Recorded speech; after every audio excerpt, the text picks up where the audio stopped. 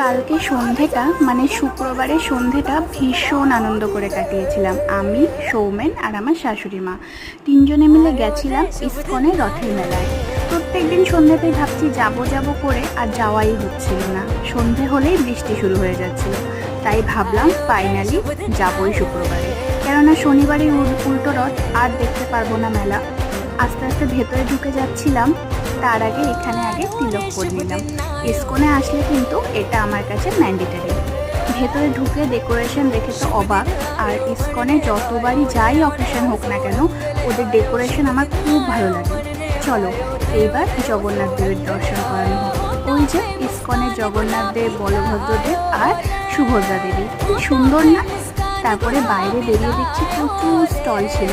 আমরা খেয়ে নিলাম পাস্তা আর বাড়ির জন্য নিয়ে এসেছিলাম মহাপ্রসাদ। ওটা খেয়ে সন্ধ্যেটা কাটালাম। ব্লগটা ভালো লাগলে লাইক করে দিও।